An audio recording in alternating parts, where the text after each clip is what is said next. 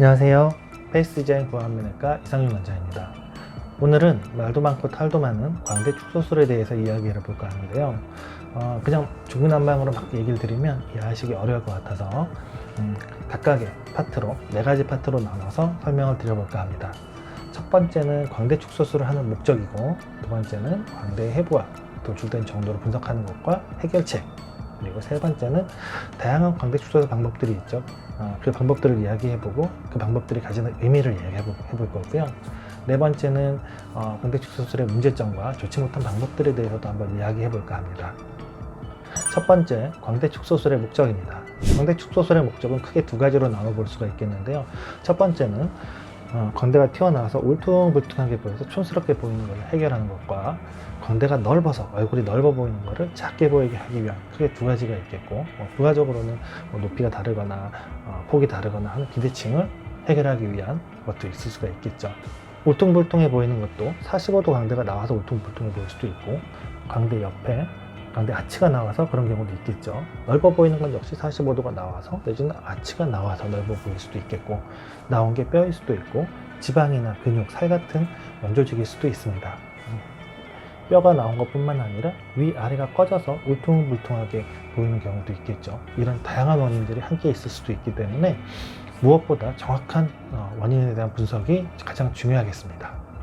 그리고 흔히들 잘못 알고 계시는 것이, 뼈를 많이 자른다고 뼈가 많이 들어가고 얼굴이 많이 작아진다. 이건 틀린 말입니다. 뼈를 많이 자른다고 해서 무조건 얼굴이 작아지거나 많이 들어갈 수 있는 건 아닙니다. 뼈를 많이 자를수록 다양한 문제들이 발생할 수 있기 때문에 뼈는 꼭 필요한 만큼만 삭제를 하여 기능적인 부분과 안정성을 유지하면서 효과는 최대한 볼 수 있도록 삭제량을 결정해야 됩니다. 이런 부분들을 잘 결정하기 위해서는 광대 해부학을 잘 알아야 하고 환자의 상태를 정확하게 분석할 수 있어야 합니다.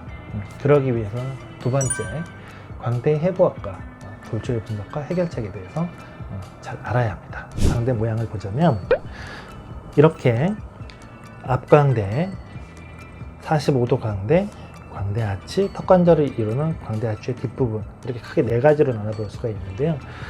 그 외에 다양한 부분들이 있지만 여러분들이 광대 수술을 이해하는 데는 이 크게 4가지를 아시면 될 것 같습니다. 첫 번째, 앞광대에 대해서 얘기를 보겠습니다. 앞광대는 폭을 좁히는 개념 자체가 아닙니다. 앞광대 폭을 좁혀야 된다는 이런 얘기들도 있는데, 45도 광대는 광대 아치 넓은 부분에 의해서 결정이 되는 거고, 쓸데없이 앞광대를 줄이겠다고 앞광대 뼈를 많이 제거해서 안으로 넣어봐야 폭이 줄어드는 효과는 없고, 삼각동을 이루어주는 앞광대 뼈만 소실돼서 삼각동이 노출되거나 전조직을 받쳐주는 뼈 부분이 부족하게 돼서 앞골이 처져서 팔자주름이 더 깊어지는 좋지 않는 결과를 나타낼 수가 있겠죠. 즉, 앞광대는 볼륨의 문제지 폭의 문제가 아닙니다. 볼륨이 부족하면 볼륨을 채워주고, 볼륨이 과하다면 볼륨을 줄여주는 그런 개념이라고 생각하시면 되겠습니다. 즉, 볼륨이 너무 없다 그러면은 필러나 보형물 같은 걸 넣어서 볼륨을 만들어줄 수가 있겠죠. 그것도 혈부의 탄력도나 지방량 같은 걸 고려해서 필러나 이런 지방이식 같은 게 좋을지 보형물을 좋을지 결정해야 되겠고, 볼륨이 너무 많다 그러면 대개는 지방이거나 탄력이 없어서 그렇겠죠. 그러면 지방을 제거하고 탄력을 잡아주면 볼륨이 줄어드는 효과를 나타낼 수가 있겠죠. 앞광대는 그런 개념입니다. 두 번째, 45도 광대입니다. 45도 광대는 앞에서 봤을 때 폭을 결정하거나, 아치가 더 넓으면 아치가 더 정면의 폭을 결정하겠죠. 내지는 45도에서 돌출감을 나타내는 게 45도 광대입니다. 45도 광대는 축소했을 때 실제로 겉에서 보이는 축소량이 정해져 있습니다. 뼈를 많이 삭제하고 많이 넣는다고 다른 부분들이 밖에서 버티고 있는데 효과가 그렇게 크게 나타나지는 않습니다. 그렇기 때문에 효과를 보는 만큼만 제거하는 게 중요하겠습니다. 그 이상 제거하면 효과는 크게 나타나지 않고 기능적인 이상이나 심미적으로 좋지 않은 결과만 만들어내게 됩니다. 세 번째, 광대 아치입니다. 광대 아치는 정면에서 봤을 때 정면의 뒤쪽 폭을 결정하는 부분이겠죠. 광대 아치는 들어갈 수 있는 양이 정해져 있습니다. 뼈 두께만큼, 이 광대 아치의 두께만큼 넣어주는 것이 좋습니다. 그만큼 넣어줬을 때 잘라진 뒤쪽 뼈와 앞쪽 뼈가 서로 닿아 있어서 뼈가 붙을 수가 있겠죠. 그 이상 넣을 수도 있지만, 그 이상 넣었을 때는 당연히 뼈가 떴으니까 불협이 나타나겠죠. 이뻐지는 것도 좋지만 불교합이나 기능적인 이상을 유발하는 것은 좋지 않습니다. 그래서 뒷광대 넣는 것은 본인의 아치 뼈 두께 정도 그만큼 넣는 게 가장 좋습니다. 네 번째는 턱관절을 이루는 광대 아치 뒷부분인데요. 이 뒷부분에 가깝게 최대한 뒤로 절골하면 절골할수록 광대 축소술의 효과는 좋습니다. 당연히 여기 중간에 잘라서 여기만 들어가고 뒤에 남아있다 그러면 효과가 덜 하겠죠. 가급적 뒤로 붙여서 절골을 하되 턱관절을 손상시키지 않는 범위에서 수술이 이루어져야 됩니다. 이게 어렵죠. 세 번째는 광대 축소술의 방법들과 그 의미에 대해서 이야기를 해보겠습니다. 광대 축소술은 다양한 방법들이 있습니다. 귓광대, 삼각형으로 절골하는 거, 역삼각으로 절골하는 거, 사다리 모양 절골하는 거, 일자를 높게, 일자를 낮게 절골하는 방법, 귓광대를 확 넣는 방법, 기타 머리를 열어서 두피 절개로 하는 방법, 다양한 방법들이 있는데 각각의 방법들은 아까 장단점들을 가지고 있습니다. 여기서 웃긴 거는 어떤 방법이 가장 좋다라고 이야기하는 거죠. 하다못해 눈 수술만 해도 모든 환자들이 왔는데 매몰법을 하면 다 좋아요. 내지는 쌍꺼풀을 아웃라인으로 3mm를 하고 뒷팀, 윗팀, 앞팀 다 하면 무조건 다 이뻐요. 그럼 이상하죠. 모든 환자에 그렇게 다 어울린다고 얘기를 하면 이상할 거잖아요. 그렇게 얘기를 들으면 정신 나갔다고 생각할 거 아니에요. 뼈 수술도 마찬가지예요. 뼈도 환자마다 모양과 형태나 위치가 다 다른 뼈를 갖고 왔는데 어떤 수술로 하면 다 맞아요. 이건 아니에요. 당연히 뼈 수술도 광대뼈도 환자분의 광대뼈에 맞춰서 수술 절골하는 방식과 절골량, 각도 등이 다 달라져야 됩니다. 광대뼈는 어떤 절골을 하면 무조건 다 이뻐요, 무조건 다 좋아요. 이거 상식적으로 이상하지 않나요? 이건 왜 정신 나간 거라고 생각하지 않죠? 문제는 이렇게 광고하는 병원들이 너무 많고 이 말에 현혹되는 환자들도 너무 많다는 겁니다. 그래서 각각의 방법들에 대해서 한번 이야기를 해볼 거예요. 광대 체부, 45도 광대 부분과 광대 아치 쪽에서의 방법으로 나눠서 얘기를 해볼게요. 우선 광대 체부에 대해서 이야기를 해볼게요. 이게 일반적으로 얘기하는 L자 절골이에요. 보기에도 L자로 생겼기 때문에 L자라고 얘기를 하죠. 근데 흔히 얘기하는 또 이거는 삼각형 모양의 절골, 이거는 역삼각형 모양의 절골, 그리고 이거는 사다리 모양의 절골. 이거는 위쪽과 아래쪽에 넓이가 다르게 자를 뿐이지 결국은 L자의 변형일 뿐입니다. 당연히 위쪽과 아래쪽 넓이를 다르게 자르면 뼈가 회전을 하겠죠. 회전을 이렇게 자르면 위로 회전할 거고, 이렇게 자르면 아래로 회전할 거고, 이런 회전이 필요한 환자도 있고 필요 없거나 안 좋은 환자도 있습니다. 환자에 따라서 선택적으로 사용돼야 되는 거지 어떤 수술이 무조건 환자한테 좋다, 이건 틀린 말이죠. 마찬가지로 이렇게, 이거는 보통 얘기하는 높은 L자, 반대쪽은 일반적인 L자. 이렇게 절골을 했을 때 절골에 포함되는 부위가 다르고 뼈가 이동하는 각도나 방향이 조금 달라지는데 결국은 L자입니다. 이 회전이 이렇게 좀 절골 부위가 넓게 포함되어야 되는 환자, 절골 방향이 조금 달라져야 되는 환자한테는 높은 L자가 적합할 때고, 그렇지 않은 환자에서는 굳이 뼈를 많이 절골할 필요 없이 일반적인 L자나 낮은 L자가 적합할 수도 있습니다. 이러쿵저러쿵 해도 결국은 앞서 얘기 드린 방법들은 다 L자 절골의 변형일 뿐입니다. L자 절골은 삭제량이나 형태, 그리고 각도나 방향, 그리고 디자인에 따라서 광대 체부를 이동시키는 양과 방향 등을 조절할 수 있는 가장 신뢰할 수 있는 방법입니다. 그러니까 어떤 수술법이 어떤 환자들에게 모두 좋다라는 말은 당연히 틀린 말이 되겠죠. 그렇게 수술에 환자를 맞추는 건 틀린 일이겠죠. 환자분에게 수술을 맞춰서 디자인해야 됩니다. 이게 페이스 디자인, 여기서는 뼈의 디자인이죠. 환자를 정확하게 분석해서 환자분에게 맞는 디자인을 하는 게 어려운 겁니다. 두 번째 틀린 말에 대해서도 한번 이야기를 해보겠습니다. 뼈를 많이 자르면 많이 들어간다, 얼굴이 많이 작아진다, 이것도 틀린 말입니다. 환자분들마다 광대 축소술을 통해서 효과를 볼 수 있는 정도가 다 다르고 정해져 있고, 이 효과를 보기 위해서는 뼈를 삭제해야 되는 양도 다 다릅니다.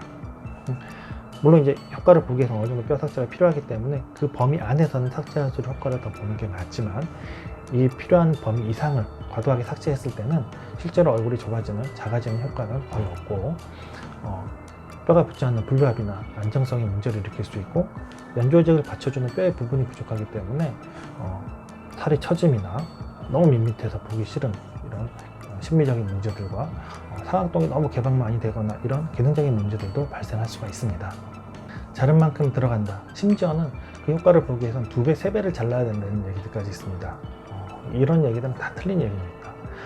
어떤 환자분은 3, 4mm의 축소 효과를 보기 위해서 단 1mm의 뼈 삭제만 필요한 경우도 있습니다. 환자분들마다 상태가 다르기 때문에 어떤 분들은 물론 이제 3, 4mm 그 최대 효과를 보기 위해서 2, 3mm를 잘라야 되는 경우도 있죠. 이거는 환자분들마다 다른 양이 다르기 때문에 그 범위 안에서 삭제를 하면 되는 겁니다. 굳이 이런 분들에서 막 5mm, 6mm씩 삭제를 하면 효과는 큰 차이 나지 않는데 괜히 안정성과 기능을 유지해주면 뼈만 많이 삭제하게 되는데 이럴 이유가 전혀 없습니다. 광대 체부 폭이 보통 한 2cm 정도 됩니다. 광대가 좀 있다 하면 한 2.5cm, 좀 많이 크다, 엄청 크다 하면 3cm 근처인데 여기서 효과를 내겠다고 여기 막 1cm 이상 제거하는 경우도 있는데 그러면 이렇게 상악동 벽이 열리고 사라지게 됩니다. 이런 식으로 이렇게 많이 열려요. 그리고 너무 많이 제거해서 이제 뼈를 못 붙이는 경우도 생길 수 있고 이만큼 제거하지 않아도 충분한 효과를 낼 수 있습니다. 수술은 심미와 기능 모두 다 잡아야 합니다. 광대 축소술의 경우 안정성이나 기능을 포기한다고 해서 효과가 더 좋은 것도 아니니 최대 효과를 볼 수 있는 정도로 뼈를 절제는 하되 최대한 많은 뼈를 남겨야 합니다. 이렇게 절제하는 양이나 디자인하는 게 어려우니까 자꾸 이제 뼈를 과도하게 많이 제거하게 되는 겁니다. 물론 이렇게 뼈를 과도하게 제거하는 수술도 문제지만 이렇게 뼈를 무조건 많이 줄여주세요, 많이 잘라주세요 요구하시는 환자분들도 문제입니다. 그건 이런 거랑 같아요. 눈수술 하는데 눈꺼풀이랑 그 눈썹 사이 공간이 한 5mm 밖에 안 되는데 한 3mm, 4mm짜리 두꺼운 쌍꺼풀 만들어주세요 하는 거랑 같은 거예요.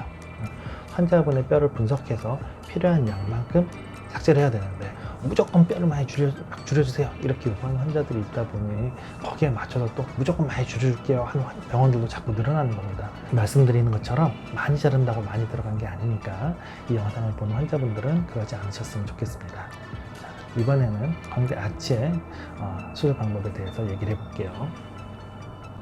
우선 광대 아치의 절골 방향부터 확인해 볼게요. 광대 아치에 수직으로 자르는 방법과 사선으로 자르는 방법이 있습니다. 각각의 방법들은 특징과 장단점이 있는데 우선 수직으로 자르는 방법에 대해서 알아볼게요. 수직으로 자르면 일단 수술이 쉽습니다. 근데 절단면이 직각이라서 살이 없는 분들에서는 층이 져 보이거나 만졌을 때 도드라지는 경향이 좀 있죠. 또 광대 아치를 안으로 넣었을 때 절골부가 앞으로 가기 때문에 길이가 짧아지게 됩니다. 그래서 뒤쪽 뼈가 뜨게 되는데 유압시키기 위해서 고정하려면 뒤로 끌고 와야겠죠. 그래서 45도 광대 부위가 뒤로 이동시켜서 고정해야 됩니다.